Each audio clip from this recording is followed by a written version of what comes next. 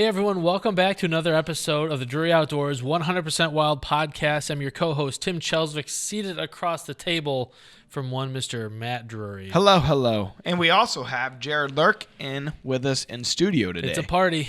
It's a party, and we have a party of three. And we're going to hit on a topic of food plots again this week. And I think it's pretty timely because a lot of guys plant spring plots. Yes, right. I haven't ever really done that before. I've kind of done some frost seeding, but never actually planted in the spring. I usually wait till summertime. So it's a timely topic anyways. And I know like our question of the day doesn't necessarily get into this, but a lot of folks, we don't talk much about food plots for turkeys. And that's a factor. And some people hunt over food plots. And Mark and I were talking about chufa, and that was I'd never heard of the chufa plant, period. So that was a new one to me. But there's a whole world about Wildlife word of the day, chufa. I think, correct me if I'm wrong, but I think chufa is like a southern thing. Like a lot of folks from the south that hunt turkeys hunt over chufa. And I think a strategy kind of for a lot of turkey hunters is if you have a control burn, this is the time of year to kind of start thinking or doing your control burn. And then by the time the spring turkey season gets here, that new growth is about perfect where they're picking, is that timing right? Yeah, it's that new growth, or maybe you wait a little bit. It's close. This spring is going to be later than normal, but last couple weeks in March to first part of April is when you would burn. Yep. Yeah. I hunted a place like that last year. And they did not get the timing right, and it was like barren land. Turkey hunting in Chernobyl. Yes. Everything was right. There's a fine and line. So they had just burned. Yeah, and there was nothing around except for rocks and trees. Yeah, nothing for them to pick at, because that's what they do. They'll come in and pick that new growth. Yep. And they'll spend a lot of time in those burnt fields. Yeah. You just got to have something growing there. Yeah. I actually have a secret for how you kill turkeys. You just hunt with Mark. Yeah, that's my secret. Well, it's funny because since I stopped hunting with Mark, we used to all hunt out of Dad's Success camp. rate's kind of going. I'd never kill turkeys anymore because I'm hunting with Dad. And the aggressive nature is totally different. Yeah. Versus my success rate is pretty high because I've been with Mark the last 12, 15 years. Spot. Yeah. I used to always go up there for opening day of Missouri season, and we at camp we'd always figure out who you'd have to. There's like I remember 8 people in camp or whatever, so it's like, hey, who's going with who? Sure. And I always we could do a game, draw paper rock scissors, draw a card, whatever, and finally I was just like, I'm gonna go with Mark. I got about a day here, 2 days. Let's just got to make this happen. Let's make it happen. And it was always like right off the roost opening morning. Since I stopped doing that, it's like every other year I might kill a turkey. I remember in 6th grade, my dad started, because we squirrel hunted a lot growing up. We didn't have turkeys around us in north central Illinois at the time. And so in 6th grade, he let me start squirrel hunting by myself, which really meant he would walk down to the other side of the pasture and I would sit by myself under an oak tree, and I would never kill anything until he came back, and then he'd be like, oh, there's one right there. And what we found out was I just needed glasses. Like I straight up couldn't see the turkeys in the tree until I found, or the squirrels in the tree until I finally got glasses. I'm blaming the turkey dirt that we're on. That's what they keep, because Comstock, Kilmer, and Dad, literally the last 3 or 4 years, it's been so tough up there in our area in North Missouri. It's like the bird population has declined drastically, frankly. In Missouri in particular, it seems like the turkey population's down compared to what it was 10 to 15 years ago. And we got a lot of predation there too. I mean, we got a coon problem, and coons are hard on turkeys. Yeah, they're hard on their nests. People think coyotes are bad on turkeys, but raccoons are really So, I mean, I think there's a lot, they talk about the price of pelts or whatever, fur bearing prices gone way down, and that's affected the amount of people that go out and trap or do whatever, so I think it's kind of a perfect storm and a couple bad springs for hatches and this and that. So it's just been tough up there lately, and that's part of Mark's other reason for breaking camp. He went to where the turkeys are. He's got a pretty short attention span, and so spending one day or 2 days or a week or a spring where the turkeys aren't, he won't do it. Yep. I read a book a long time ago, and it said, what is the number one thing if you ask a fisherman, he needs to catch big fish? You have to fish where the big fish are. Same with turkeys. You're not going to kill turkeys if they aren't there and they aren't gobbling. Yeah. Yep. So that's right. I'm hoping for a better story to tell after that. I didn't kill one last year. So. When are you gonna? Do you have your weekends lined out? When you know? It's a little tougher this year because I got a few things. An appearance I got to go to in Springfield for Bass Pro in Leopold, and I got a few other things that we're trying to time it out with the Illinois season. I forget which season it is over there, but the group of us, Dad and I got a lease over there, and the deer hunting wasn't so great. We found 8, I think Forrest, Terry's farm guy, found 8 dead bucks and 8 dead does shed hunting it last week, and that's just one guy hunting, so who knows how many there were. Where there's smoke, there's fire. Yeah, so we're Is he thinking EHD? Oh, it's 100. We knew it as it was happening. We knew it in the summer. About that before, yeah, Dad was smelling. He could smell. He's got a good sniffer. He's got crappy eyesight, but he's got a good sniffer. He does have a good nose. He could smell just dead animals there in August, and he had that concern. And when we hunted there, we weren't seeing any deer. Ghost town. Any deer. And so, anyways, the point was we're gonna try to Mark and Wade and Coondog and everybody got tags for Illinois. I missed the deadline, so I'm hoping that I can buy one over the counter. Mm-hmm. But we're going to try to get together and hunt over there and slaughter the turkeys if we can, because you got to try to get a return on your investment for your lease, and it was tough for the deer. So we're going to see how we do for the turkey. Yeah, but it may be tough for turkeys because they had anywhere you got EHD, you got a bad predator problem too. Correct. Sure. So Forrest has been over there trying to kill some coyotes too, I know. Okay. Wow. So we'll see. So your dad's like the kid from The Sixth Sense. That's right. Yes. Yeah. It's a crappy superpower to have. Yeah. All right. Well, speaking of superpowers, one of our super DeerCasters, Sam Stayer, left us a question, so that becomes our question of the day. All right. The question of the day is brought to you by Bass Pro and Cabela's. Your adventure starts here. Hi, my name is Sam Stayer from Syracuse, New York. My question is, if you could plant one food plot crop per year, what would you plant and why? Based on food nutrition and or the attraction to it. Thanks. Jared kind of teased this before the show. He said that he had an answer that would probably surprise us. Well, let's hear it then, Jared. Well, no matter where you're at in this country, I don't think you can ever go wrong with having 100% clover food plot strategy, particularly clover plus or non-typical clover from Biologic. Like in there. So his question was the why. So I'm going to answer the why. I say clover. Partially, clover is the first thing to green up in the spring. And what do they need? First thing to green up, particularly after a terrible winter like we've had in the Midwest here, where there's snow on top of snow on top of. It will not get warm, et cetera, et cetera. Clover's the first thing to green up. So they can immediately get the correct nutrition, nitrogen, phosphorus, potassium, all those things to put on antlers. And that's the key. Health, not necessarily antlers, but health of the herd. And how do you determine health of the herd? Well, are the deer reaching maximum genetic potential from an antler perspective? Are the does having the maximum number of fawns they can have? Mm-hmm. Are the fawns being born at the right time? Are they not premature? Are they avoiding predation? Are they healthy enough to avoid predation? All those things. And I think the number one factor as to why I choose that food plot is overall herd health. And that's clover. The other reason I picked clover is I remember 2012 when we had a significant drought in Iowa. It looked like it does now, a barren ground. Everything was dry. You knew you couldn't plant fall food plots because they weren't going to grow. It just was not going to rain, and it didn't. So what was the strategy for clover? Well, there are a couple people online saying, don't fill your sprayers, don't do this, don't do that, because it takes too much water to make a food plot green.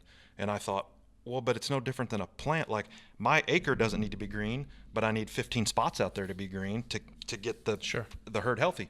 Just take 15 5-gallon buckets of water. They'll fit in the back of a truck, and dump it out once every 4 to 5 days. Like if you're that ate up with whitetails, which at the time I was, and I had weird looking green plots in my clover, but guess what? It was the hottest food plot in Decatur County, Iowa, simply because I dumped probably 35 gallons of water on a spot over the course of 4 weeks, and I had a green food plot. That's how I created it. And clover's pretty hardy. I mean, Yes to and no. Some of the other plants that are out there. A drought, no. Like alfalfa is extremely hardy in drought conditions, but alfalfa is very difficult to grow if it's not drought conditions. Like too much water is bad on alfalfa. So long story short, yes, clover is actually the easiest to grow. You don't have to be a rocket scientist. You don't have to be a top tier farmer to get clover to grow. The key is you do have to mow it. We were talking in another episode about if your food plot looks awesome and the flowers have heads on them and it looks so lush you could eat it like a salad, it's probably not serving you the purpose it needs. You need to mow it and cut it short. I don't know why, but what I do know is the shorter it is in the new growth, whitetails love it to death. So one of the strategies I've implemented recently is have a big clover plot, and say your blind's right here, you want to mow within bow range if your clover plot's 3 acres big, the week before the season or 10 days before the season starts, so that fresh growth puts them within bow range, if that makes sense. Like you can actually manipulate your clover plot to your advantage. The detriment, like the one negative to clover is it goes dormant around the frosts. So that's actually where biologic kicks in real well. So my thought is if you just had one food plot to plant, you'd want it to be clover plus because chicory's in there, and I think the chicory is a little more frost tolerant than the clover is. So you get a little more time out of that plot. Yep, correct. And then, so let's talk about soil preparation. What does clover need? What doesn't it need? So my simple answer to that is hire Dan Thurston. And if you can't do that, which I've done, so I planted clover plots 6 years ago. Okay. Dan did it. He planted them for me. I was really busy. We had a new baby, all these things. So if you don't have Dan Thurston at your disposal, which not many people do, here's how you do it. So you take a soil test. Soil test is paramount, right? Like the biggest key is make sure the pH is within the neutral range, somewhere around 7. And it in a pH scale is very much like a Richter scale for earthquakes. Sure. Every 0.1 is almost 1,000 times magnitude greater than the decimal point below it. So if you're like, okay, it needs to be 7, 8.1 is not that far away. 8.1 is terrible. 6.1 is terrible. Yeah. Correct, right. It's not horseshoes or grenades. So get the pH right, put a little bit of triple 13 on it, as well as lime. Realize that it takes lime 3 to 4 months to fully go to work. So you can't get a soil test in September, plant your clover plot, and it be acidic and expect that lime to go to work by the time season comes. You're looking at next year before that actually works. So in the spring, disc it, cultivate it, cultipack it, plant it, cultipack it again. And with clover, that's it for then. Then probably 60 to 75 days later, maybe longer, depending on rains, 90 days, you need to mow it. Then you need to mow it again. And then probably a third time you need to mow it. Like the biggest thing with the clover plot is maintenance. Like that's the issue. Weeds will eat you alive. They will. The weeds will eat you alive. The grasses will eat you alive. So like, okay, I don't have a tractor, Jared. Weed eat it. It's going to take longer, but like Doc Haskell, he does not have equipment. So I helped him plant clover plots or gave him an individual that helped him, and then he'll spend 6 to 7 hours weed eating his clover plot. But he loves it. Yeah. He has time to do it. And then guess what? When he weed eats that clover plot October 1st and his son's rifle hunting in southern Missouri, October 28th, he's got the hottest plot on the farm because he weed eated it. Perfect. In the new growth. Yep. And what I mean by weed eating is not cutting the weeds, but like cut your plot with a weed eater. Yeah. So what about daylight requirements for clover? Can you stick a clover plot back in the woods It where needs to you see only the get sun. noon? Okay. No. If it's back in the woods, you need to clear the trees out of it. Not necessarily so much because of the sun, but because of the roots of the oak trees are going to take the moisture away from it. It won't grow. Like for example, if you plant a clover plot right up against a tree line, those 10 to 15 feet next to the tree line are not going to look as good as if you're 50 feet out into the clover field outside of the tree line. So move the trees back with a excavator, high lift, bulldozer, or chainsaw, depending on what's at your disposal. Make sure it gets sunlight, and then realize that around the edges where the trees still are, that's not going to grow that well because of the root system of the trees. Okay. And then kind of thinking about a clover plot over time, if I'm not mistaken, they nitrify the soil. To a degree. So would you continue to put clover in the same plot year after year, or would you try to rotate? Yeah. So Dan planted those plots 6 years ago, and I've done very little to them since. Every once in a while, frost seed them about this time of year, February. Every other year, February, I frost seed them. And honestly, I think you can seed them in front of a rain too, like just like you would plant a fall plot. Sure. The frost works a little better, but the rain will take it down just as well. So if you frost seed them or plant clover on top of a rain, you want to cut the rate back. I think it's a third. If it's bare dirt and you're establishing a plot, go with what the back of the package subscribes. But if you're frost seeding, you cut the seed number that needs to a third because the clover's already there. So to go back to what I was saying, Dan planted them 6 years ago. I haven't touched them since, really. Maybe 3 years ago I fertilized them and limed them, and that's it, other than cutting them 3 or 4 times a year, depending on the amount of moisture and what they look like. So especially if you kind of have a small operation or have to be very nimble in your whitetail hunting, a clover plot sounds like it's a pretty good option for most guys. It is a lot of because of the equipment side of it. Like if you don't, which we don't have, I don't have any equipment either, so I'm always either hiring or borrowing or something like that. So putting a clover plot in, it makes the most sense because once it's established, it's not that hard. You just got to maintain. Yep. And just mow it. Yeah. Even if you have a significant whitetail herd, don't think that they're going to keep that plot mowed off because they're not. Unless you're raising cattle, you're going to have to mow it. So how do you do that? If, like a lot of people, I don't have the means. Rent the equipment. There's all kinds of rental shops all around this country that will rent you what you need to mow a clover plot. And what is too tall for clover? Probably 8 inches. Okay. Yeah. That turkeys like it like that. But the example I was going to use, like results speak for themselves. 10 years ago, I specifically remember having the conversation with Greg Glessinger, and he made the comment, I've never seen on video many people killing giant deer over a clover plot. That fall, Mark killed one on a clover plot, and Greg and I revisited that conversation, and guess what? On Greg's farm, he's got clover all over the place because it contributes to herd health, first thing to green up, healthy fawns, et cetera, everything we've already said.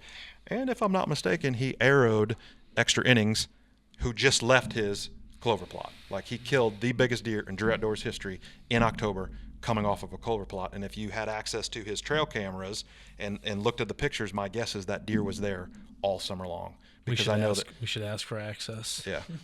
Show us your secrets, Greg.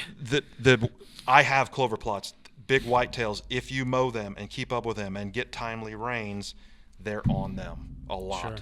Sure. Because they are growing and putting on muscle mass, and their testosterone levels are rising during that mid-September-ish period all the way till October 28th through the 30th. And those green food sources like clover come in really handy during that period. Yeah. Well, that's a pretty strong recommendation for clover. Mark would echo every sentiment he's saying. It's just something that has worked well. Yeah, and 10 years ago, I don't know that was our strategy. It's something we've evolved to over the last decade. Yeah. But if you're listening to this, go, oh my gosh, the Drury's and Jared are planting clover everywhere, and we are. Matt mentioned in another episode, I acquired a new farm in southwest Missouri. It's a big farm. It's a big project. I'm putting in 20 acres of food. 15 of that's clover. 5 of beans. Walking the walk. Place. Yeah. Well, and Sam. And I'm excited about that. Cool. Sam is from New York. So, the soil that he has out there is much different than likely what we have here in the Midwest. Yeah. So clover may be a great option for him. Great. Yes. I think no matter where you're at in this country, clover is a great option from what I understand. You should work for the Clover Council.